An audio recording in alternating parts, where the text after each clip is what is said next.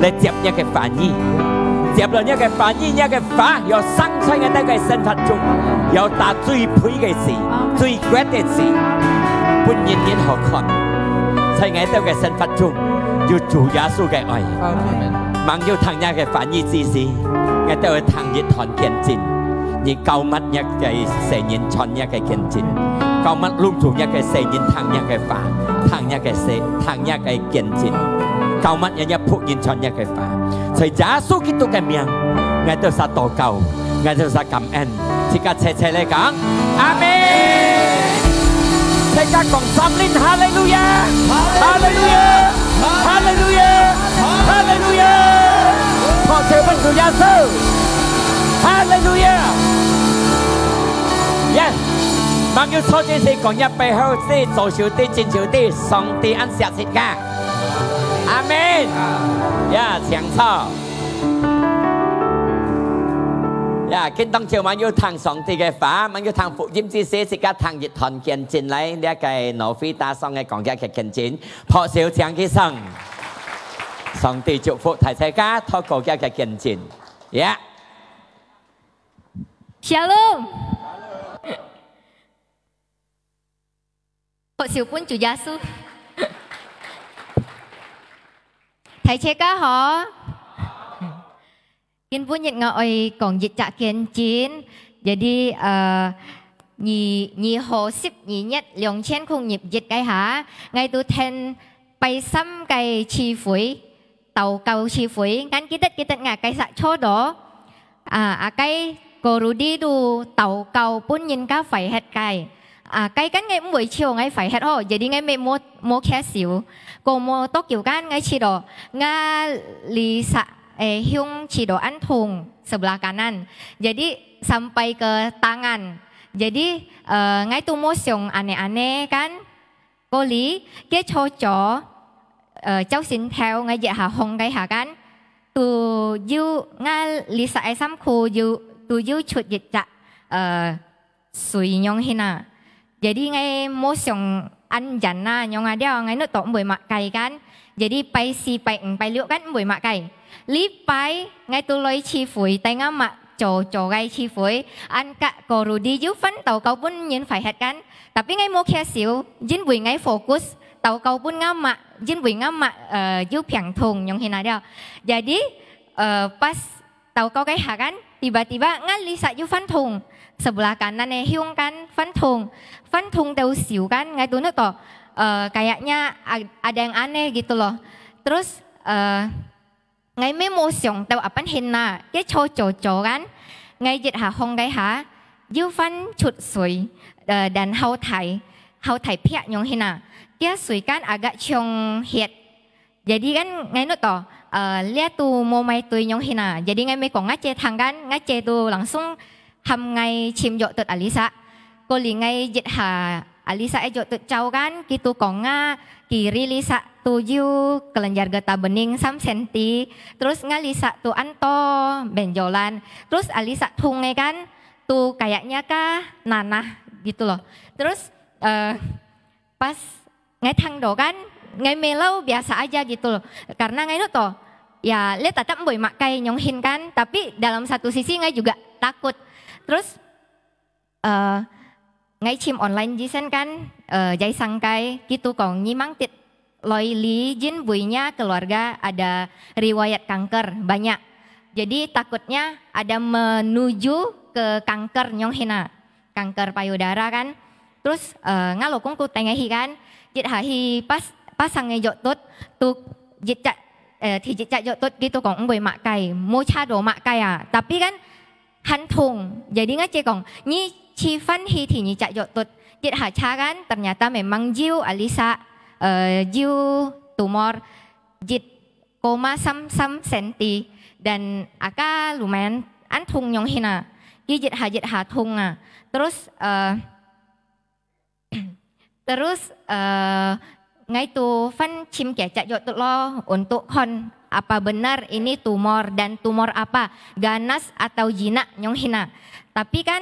ke hasil kita tangkong, dia memang he tumor dan ni harus jauh hau cincu gitu kan untuk kon he atau eme. Terus kajo tut kong kalau memang nyi oiti he ganas he jina nyi tuh harus koito biopsi kan. Tapi kan dalam satu sisi tuh cido ankyang nyong hina kah boy biopsi tuh ternyata ganas kan berarti kan harus kemo dan lain sebagainya nyong hina dia. Jadi kikong kak samanya Ivan to chonna ka jot kong jai sange kan. Jadi ya udah loh ngay me chon loi li bai thung mo ngay tu yu thong samanya kan jet ha yu thong jet ha sang hàng ngay singer ali kan yu chi do thong nyong hin tapi kan yu lin korudi yu doa profetia tiba-tiba kan ngalisakan cidoan hoya tapi nggak tahu kenapa. Jadi tapi ngai imanin kan kalau ka sanhet nyong hina dia. Terus pas samanya ngai me langsung hilo hi kai ha kan mangti cái tung si han jiu dan hiểu mang chèo nyong hina cái jot tu kong lihat tuh hiểu chèo dan hiểu mo het yang ada tuh makin besar. Nah, dan pada akhirnya Nyi juga akan ambil gitu loh. Jadi Ngai juga ya udah kalau mau ambil ya udah gitu loh. Terus udah sepakat juga maksudnya kalau misalnya ambil ya udah kalau misalnya ganas meho leo nyong hina dia terima situasi. Oh iya, Ngai pernah pas tahu kau cifui kan nggak kayak ki kan Ngai kong Tuhan kayaknya Ngai mau ambil gitu kan. Ntar hasilnya apa? Ngai terima aja nyong hina. Terus anto pikiran jahat lo ya. Kah nyi boy tomak kayak apa hina. Nyi sefuhan anse segala macem kan. Yang Ngai hiau tahan itu kan ngasefo. Gihan anse nyong hina dia hesa ekon gi. Tapi kan dalam di situ Tuhan kasih apa ya? Kedamaian gitu loh. Terus pengertian di mana entar kah Ngai boy konnya sefo gitu kan. Terus di sini juga orang-orang gereja sangat siak nga sefo nyong hina. Di situ kan Ngai yu siong. Oh ya udah Tuhan, kalau misalnya boy ganas dan Ngai harus kemo dan Ngai harus melalui itu ya udah saya terima Ngai kong ada. Di saat Ngai terima kan Ngai yang cio kyang het yang cio ya udah gue berserah gitu loh. Terus mehi kan dan kajok tut kong Ngai thang ki kong. Tapi trong nyi kiếm những si dấu kiếm na thì bài vay du phân nè nhong hina tôi mới buổi theo liên ham ngay kiếm li hà du còn si dấu kiếm kan kiong takutnya kah nyi kiếm do dan ternyata ante nyin kia ngai tung si kah nan gi kong kiong gimana kalau nyi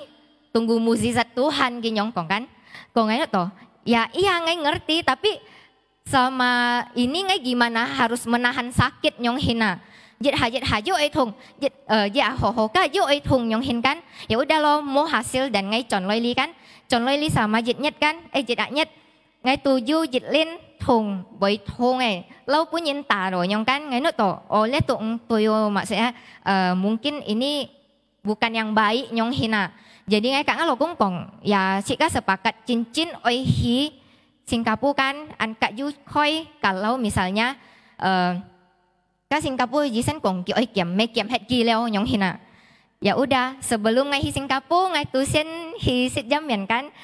Terus ketemu pelayanan Tuhan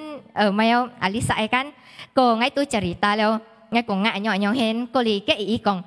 nyi hiao ki kong ka haju doa si tiam gyong kan. Sebelum kita loi KKR kan kita juga doa puasa. Jadi Ngai sen hi. Jadi kita sen doa pun Ngai. Jadi pas akai tit Ngai ja hi kan Ngai che tang kiao. Ngai kiao kan Ngai me siong ka Ngai phải hết apan hin ho. Ka Ngai bị khu mo ho. Ngai mo siong ka cuma Ngai siong an sim chiu nyong hin dia. Ngai han jiu ho li ki mo Ngai se siong ka. Ngai han jiu ka kita nyanyi sama-sama terus memuji Tuhan bersama nyong hin dia. Ngai se siong ka kan. Tapi dalam satu sisi Ngai terima apa yang pendeta kong Ngai kan Ngai terima kalau Ngai udah ho het nyong hina dia. Ya udah dong Ngai coco hi Singapura jet hi Singapura kan. Ya udah Ngai kajok tut kong Ngai thang. Sebenarnya kan Nyi lihat si kategori kanker dan duanya Ngai tuh masuk ke dalam itu nyong hina. Itu kan agak kiang loh, Ngai kang lo kung siong soi kon apan hin ho. Maksudnya ya udah terima aja nyong hin aja. Pas gi cha hi kan, gi kong hijit cak kategori oh lolos het. thì nhị cha lolos thì sam lolos thì si kan chị ngui kêu ekon lo ka tung si jiu ka mo nyong hina jadi ki chim dari kiri kanan koli ki hi kia cincin kia bui thu ngay đó jadi ki choa hi kan ki kong ki kong le abu hi ki kong kan jong le bukannya harusnya di sini gitu loh dan bulat kan kok bui mo head ki kong kan dan kadung si kan lo sun head nyong hina. Jadi dari yang awalnya nyong bulat kan dan yang kedua email kong ngai cagai ha kan kia tung si lo sun head akai kan ngai otomatis alisa kiawa karena ngai itu musyong doa baru jit nyet loh kalau bukan Tuhan siapa lagi gitu loh bener nggak kalau bukan Tuhan siapa lagi terus ngai boy kyuk mau ngai lo sẽ còn ngay kêu nyong hina dia tapi ngai mau kêu cut lagi karena ngai kan pelayan Tuhan nggak mungkin dong maksudnya ngai harus menampakkan kalau ngai fight head nyong hina terus kan ngai dalam prinsip hidup ketika ngai percaya Tuhan harusnya ngai harus mencerminkan apa yang ada di firman benar nggak terus setiap hari juga kita mendengar lo harus dengan iman cika hidup harus dengan iman ya dari itu kan ngai tuh belajar maksudnya ketika ngai berju thung piang pun ada ngai tuh oi pun itu kan kalau oh Tuhan tuh masih ada sama gua gitu loh sama aku terus sorry ya terus bukan karena mau ngai pelayan Tuhan tolong tidak seperti itu tapi karena cika anto sahe jujasu kai chị nggak mungkin cika phải hết kim mô hi thằng cika chậu mona cô lý kan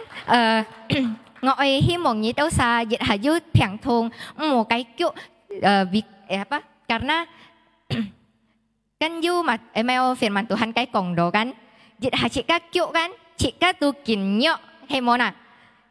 jadi kan cika cewek phone hiya tao đang ngay phải hết đó tao nhìn các cổng tôi mới nhớ là muốn phải hết anh nhìn nhong hina tôi gitu còn tôi mới như vậy anh thiền padahal kan tung si anh tự nhìn kiang nhong hina dia tapi ngay còn tôi mới ngay bởi kiang na ngay kan ten benar kai lua kan biarpun ngay bởi si pun pasti ngay tinggal hi abuyo jin bởi cika yu cu ho kai cu jadi aji asu chongchi bui chi to bui piang thong bui mai che se ji cha chu che se ji cha nan lit kai chu ji sen hiểu kong mo ji sen hiểu kong ni tunggu mukjizat aja tapi ni kon aja ngai ya apa mukjizat yang nyata gitu loh ngai adalah apa ya contoh yang nyata di mana Tuhan menyembuhkan Nyong Hina. Amen. Jadi saya tahu Ali. Cảm ơn. Hallelujah. Phó sự bên Chúa Giêsu. Sẽ các con Hallelujah. Chúa Giêsu chân nan. Hallelujah. Sẽ các cái song ti chân nan. Sa sẽ các yêu sin sim相信佢.佢睇身講乜嘅啊？佢車亦嘅長本是家群。佢亦係信心對上帝，上帝唔係變合佢。你哋不間隔不斷麼？透過佢嘅信心，透過禱告，差到安提啫。但係上帝下少神合，佢能夠醫呢個烈士落咪上帝，也能夠支持每隻世界求佢嘅。阿門。嚟撒相信佢，嚟撒希望對佢，嚟撒盼望對佢。佢唔係變合世界，唔係個魔才世界，熱天佢下少祝福世界。阿門。撒世界係真嘅心，常見有人要等人所有人電腦講緊，哎呦叫我細個面哦，唔春差嘅面。但係佢講嘅，雖然不多啦，但係人家看唔出嘅要平。車ở lý中，你一餐一笑都一樣，你一笑一快樂，平同刺痛嘅磨合上眼人。阿門。因為心中的快樂最好嘅咗。阿門。哈利路亞。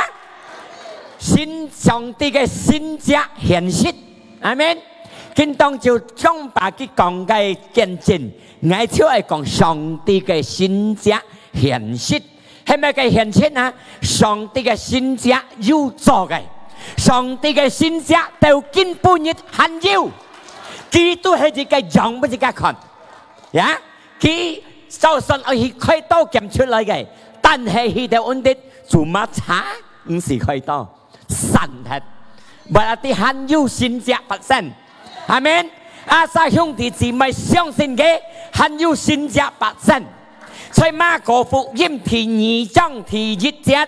就好多節嘅條條係馬可福音 Markus 2第1，呢個翻譯講到呢個福音，然後過幾多日，耶穌嚟在一個小島，按到加百列烏，tersiarlah kabar 有個消息。耶穌嚟嘅日見部，呀，嚟嘅日見部冇講未見部，唔啲咪片嘅部嘛，呀，嚟嘅見部誒講啊，你咪啲啊耶穌啊未啲都係前多年事照未未人嘅，佢嚟呢見部一天二節都係講，呀按多年未未超，就冇背樣天二節嚇，sampai tidak ada tempat lagi冇背了，呀。冇背後落了，滿信呀ขี้超，冇機會後落了，叫做傳福音，傳嘅頭本嘅到人堂，呀，第3節接下去呀 ，ada orang datang membawanya seorang lumpuh yuk panjen，但要摘塵灰嘅人，帶人嚟，幾多日人啊？其實嘅福音都係講到4日人，講要摘塵灰嘅人，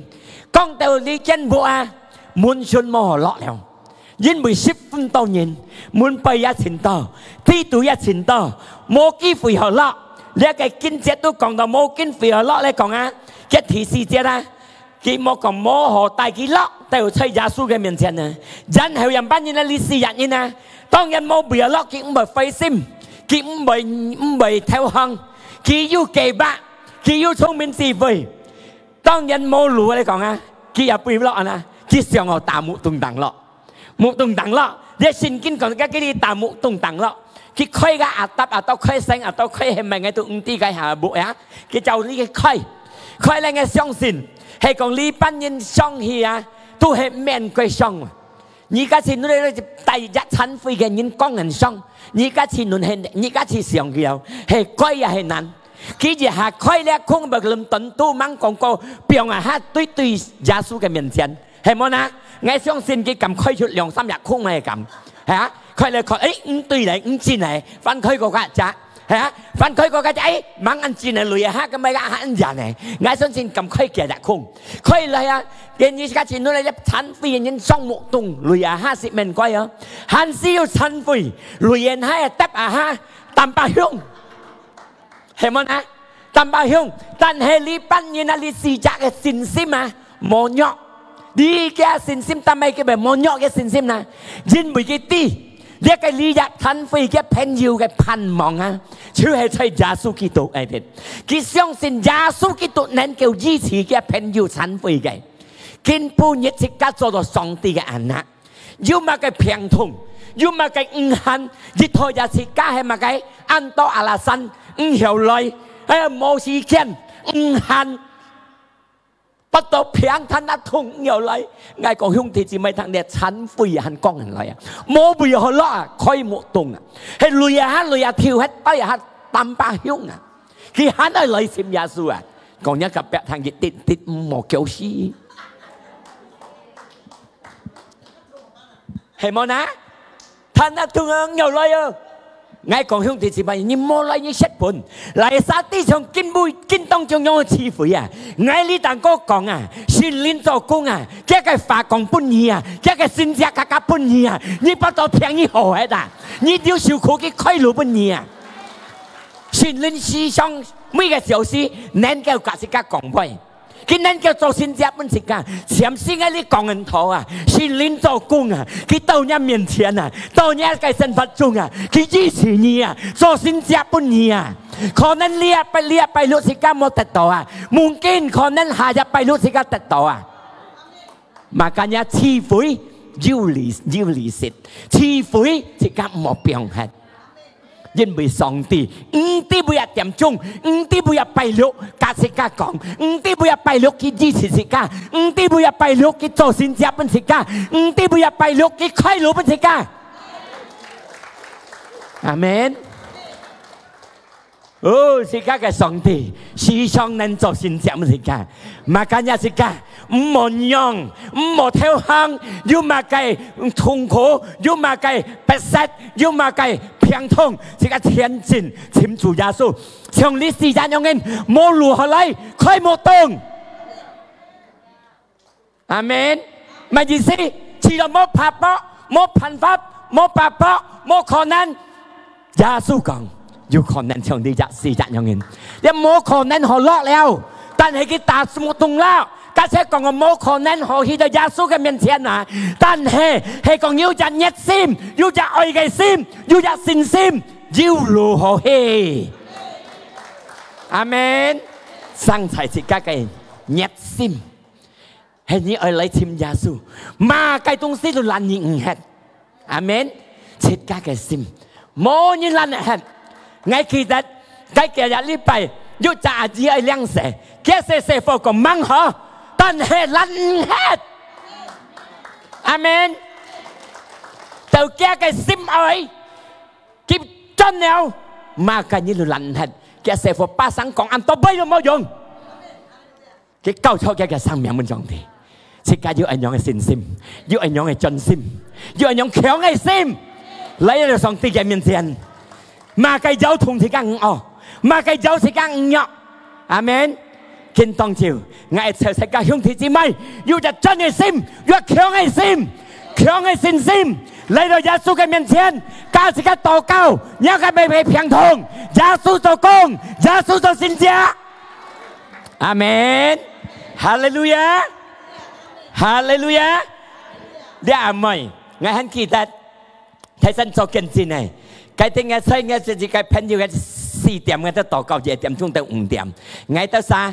金春，像你用嘅節目，用家家嘅節目，我到上金春3日，我到7點到5點樣食餐，樣食飯我到金春，但係我到金春啊，我求上帝嘅恩典，我求上帝嘅善者，做半日到啥？佢家日佢去，聽講佢去巴生去新加坡，佢參加我到啥嘅節，我到啥前下禱告本佢，我講神血，我禱告啲佢記得嘛，我禱告我神血，我因為我記得，但係我未記得，記得夢見世界禱告，10分亂10分鬧世界冇聽我聲，但係我禱告，我啲我得嘅神血在耶穌基督嘅名，馬間人我啲。記得可能冇聽到記得響唱歌，巴沙羅咧識馬法，我啲特別嘅禱告嘛計，佢聽講嘢，唔啲係巴生，又係新加坡人飲茶，茶到神嘅，耶穌做明愛，記得明愛，耶穌，切家嚟耶穌嘅面前，盼望並在耶穌，佢讓前人支持切家。阿門，哈利路亞！這個樣前人一直是看，你三四日教完，冇講哦，冇騙哦，男人哦，錯哦，冇希望哦，冇辦法哦，唔係佢前進，雖然冇門冇路，男人怕冇動力。有人咪爛嘢，冇傷，唔是傷人緣，怕冇動力。冇聽入咩意思？阿門！我用是好善冇見，冇善就按超，怕冇動啦。意思冇聽入咩？人家見一路嚟到耶穌面前，但係而家冇俾佢見，要冇動路啦。阿門！哈利路亞！要冇動，意思咪計？在主耶穌嘅方面，阿神要信心。還要如何嚟到佢面前？時間人眼，人哋目睭看到冇辦法，看到冇變，看到冇希望。但係在主耶穌嘅面前，天下有希望。哈利路亞！啊，家嘅表啊哈！耶穌講乜嘅？家嘅經節講係耶穌看佢家嘅信心。Kia cái thứ chết à ketika Yesus melihat iman mereka tong Yesus kon kita sa cái sin sim kon lại sa cái sin sim kon cái si cái kawan cái sin sim tại khi lời pha một tung piong cái kawan lo cái sin sim an chọn piong hai lại con Yesus còn mà cái bay dosamu sudah diampuni nhà cái chuối nhân lượng hết liệu ơi kỳ lời ấy tật xin cha ấy bỏ cái thân phi hồ hết hiểu hang hiểu khíแต่ในยาสูบปุ่นกิเพชรยังcòn nhà cái chuối hồ hết bình tỏ hay mà na但係我講兄弟姊妹聽耶穌本佢最好嘅佢唔係佢達成得到先者冇得到真教見當照一係即刻你哋即刻嚟耶穌嘅面前冇達成得先者得到平通好hết得到條路苦難得到快樂冇達成得嘅先者即刻係得永久嘅生命得到叫真教得叫trong nhà cái nhong nhân nhà cái chuối nhân lượng hết leo kia pun kita千万chỉ cần lấy giá số cái miền tiền ở tại 千万ไม่ต่างจากแต่ตัวแค่สินเสียอยู่มาcái dùng naได้แค่เจาะหัวให้เหลียงจ้าฉันฟรีหัวหางแต่ปีมอแต่ตัวยุ่นเกี่ยวกับสังเมียงมอแต่ตัวจินเกี่ยวล็อกที่ยุยังไม่ยุ่งยึดทนสินกินก่อนยังก่อนnhà cáiเกี่ยวเนี่ยทนให้ดิจ้าไปยันล็อกเทียนทางยังก่อนนี้สุ่งอยากเกี่ยวหางล็อกที่ยุเห็นมั้ยนะ耶穌愛每日人類得千萬，已經佢做了本世界，隨十字架嘅死復活翻生，嚟殺相信佢殺得千萬，得到永久嘅生命，對於呢個平通，得先者亦都個擔巴嘅 bonus， 阿門。我哋希望兄弟姊妹。阿哥、老妹、阿姨來到上帝嘅面前，唔係達成得嘅先者，切家係得耶穌，得一個千萬，得到真教，切家得一天一最愛得嘅，因為日團先堅強，沙費你黑到全世界就係你嘅家產，你冇得到得叫要咪用，得到乜望啊？สู้งามมูจูนี่คนนั้นไล่ล็อกทิ้งยกยังไม่ยงยังโกผัวตั้งจักไล่ล็อกเทียนทองจะกระสินกินกองฮะฉันฟรีโหยังล็อกเทียนทองdaripadaนี่สู้อยากเจาะหังล็อกทิ้งยกมอแต่ตัวเกลียวอาเมนยาสู้สองตีไอ้สิกัดแต่เชนบันกี่ไอ้叫自家嚟晒相信基沙耶穌做出嘅提示佢時勢十字架復活叫千萬人嚟晒相信基沙得到呢最好嘅千萬嘅恩典阿門但先者做得冇乜沙啦但係最好最強嘅自己係得到冇達成得到身體健康冇得到嘅得救เข้ามา兄弟姊妹กันยี่ตั้งใจก่อนไงไอ้ตัดเชียนบอลไงไงไอ้ตัดต่อตัดเกลียวฮาเลลูยาโอ้มหายาสู้ก่อนญาไก่ช่วยยีกินยันเหลียงให้แล้วห้องไล่หลังซุ้งกี่ห้องหลังซุ้งเอวหน้าหรอหลังซุ้งเป็นหัวหังเห็นมั้ยต้องญาไก่ช่วยยันเหลียงเฮ็ดหลังซุ้งเป็นหัวหังทำไมนะยินบุญแยกช่วยยันยังฮัดยินบุญจิตเช็ดเพียงทงจู่ให้ชุ่มช่วยไกลลอยไกลเรียกกินต่อหัดฮัดเพียงทงตัวหัวฮัดเรียกช่วยไกกินเจ็ดหัดฮัดแกไก身體得到健康耶穌係叫自家嘅靈生命嘅肉體唔係達成叫自家嘅肉體阿門哈利路亞哦最重要呢自家係得到嚇冇用，自家得到兩額腳射箭你哋行咯，你係冇吹射箭你hết，得到行你天喐嘅路，自家冇得到天堂路，好讓自家單腳跛腳啊都飛hết，落到天堂度，唔係鬆腳行到天喐，因為到自家去，雖然你自家被殘廢，自家也過射，自家嘅靈冇殘廢，耶穌帶進天堂，阿門，哈利路亞。哦，耶穌厲害，耶穌典力ของ一個別地，耶穌做提醒者，哈利路亞。根本日啦，自家係特日去相信耶穌死了贖自家嘅罪。嚟曬相信撒卡小本耶穌看，相信佢死了復活贖自家嘅罪，什麼得到？講在耶穌基督係相信，耶穌係救主，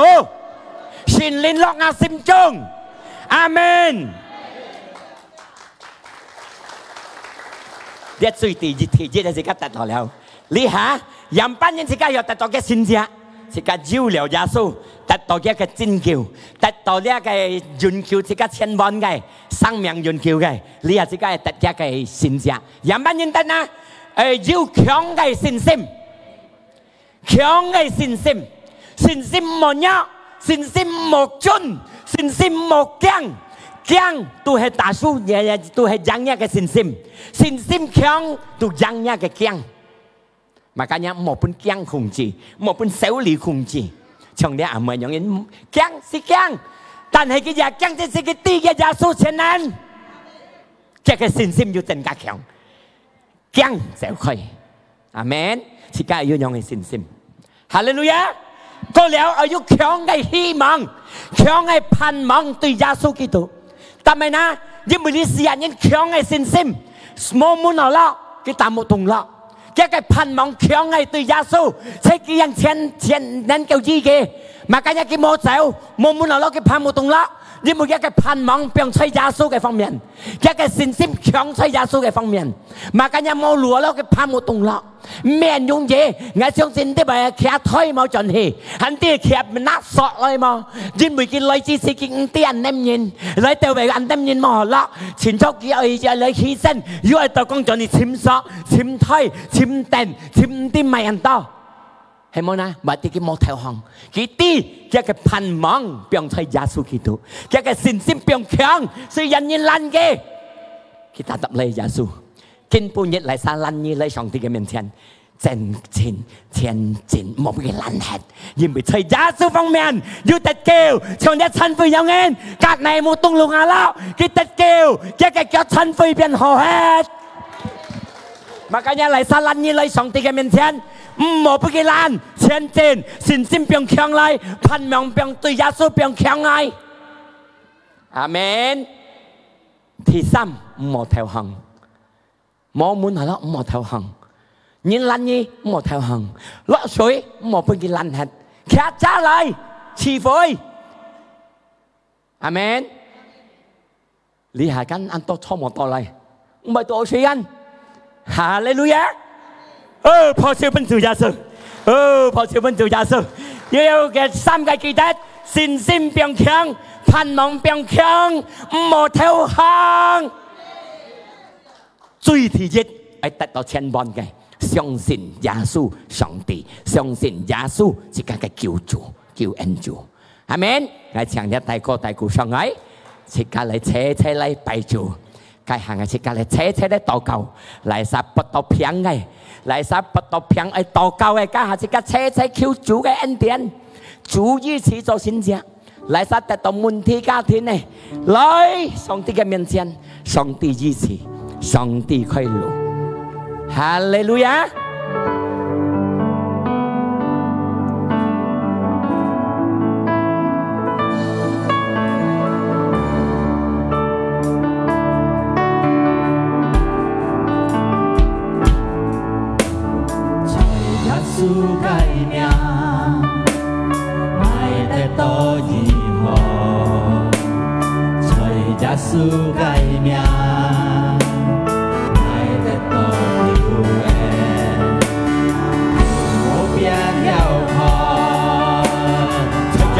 基督的人命，是間得到醫治。在耶穌基督的人命，是間得到信者，兄弟姊妹要平通嘅。在耶穌基督的人命，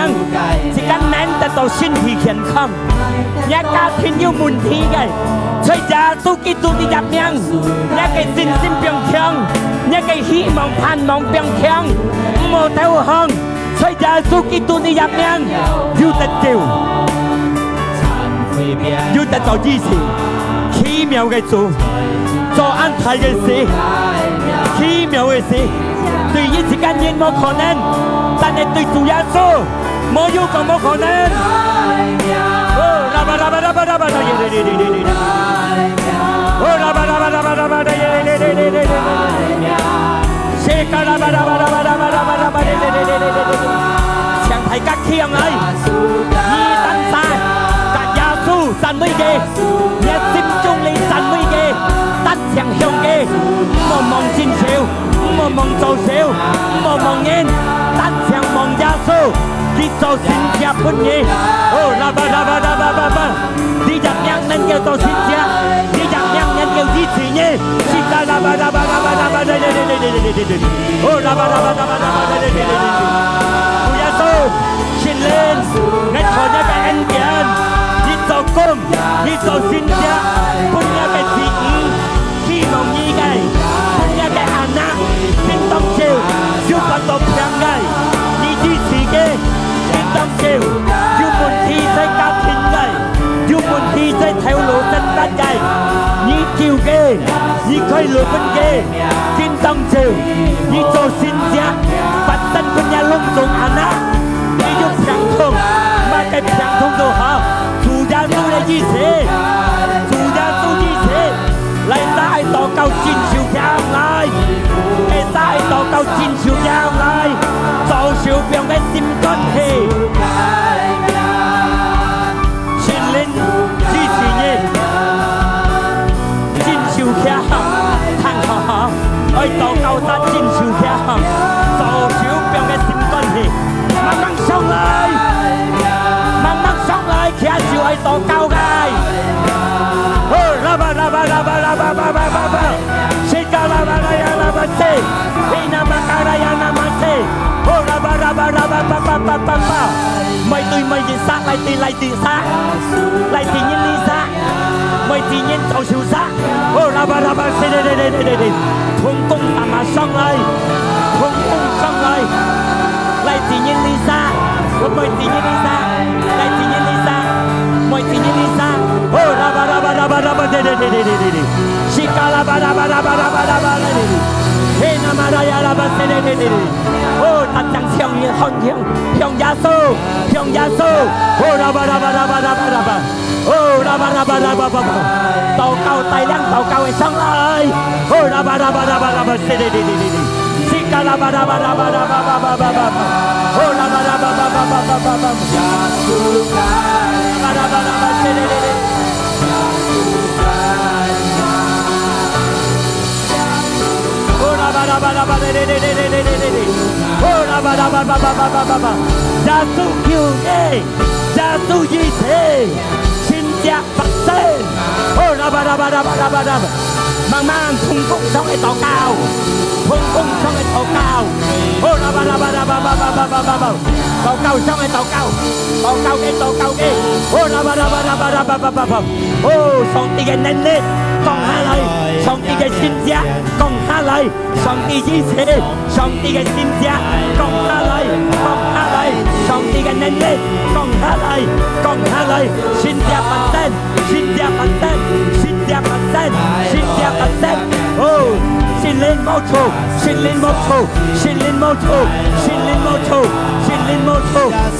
禱告嘅，聖靈冇錯，善者發生。哦，啦吧啦吧啦吧啦吧啦吧啦吧，哦啦吧啦吧啦吧啦，謝卡啦吧啦吧啦吧啦吧啦吧，哦，耶穌，支持，哦，耶穌做善者，哦啦吧啦吧啦吧啦吧，耶穌做善者。哦啦吧啦吧啦吧啦，聖靈冇，聖靈出入人，哈利路亞，哈利路亞，哈利路亞。到了高山我找你唱，到了高山我找你唱，聖靈做工。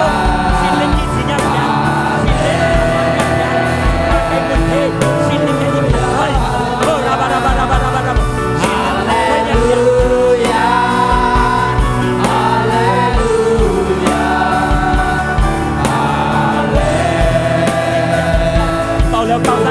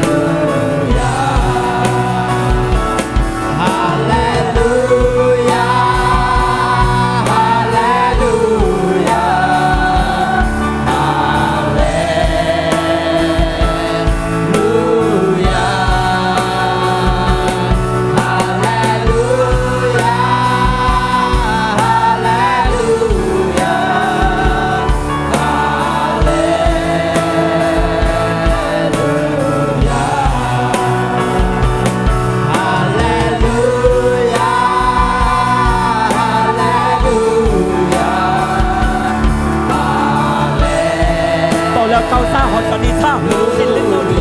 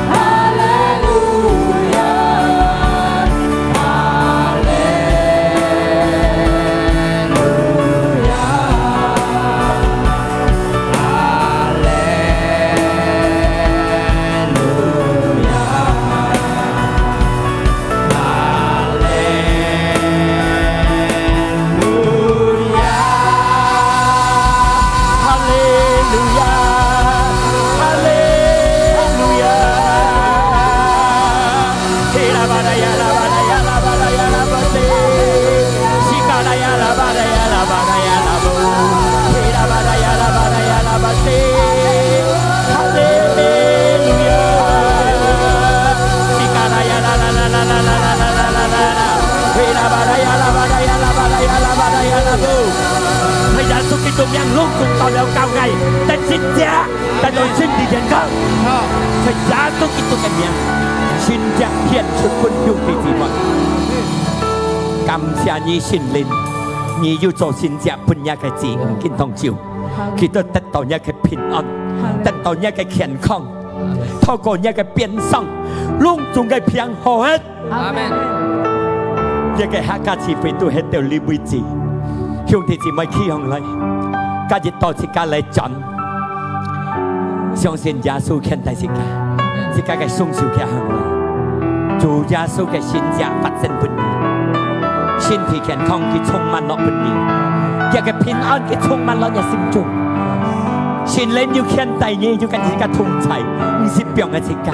自家鬆手接了福享受了福做出一個福本年得在耶穌嘅道名自家禱告自家細細講阿們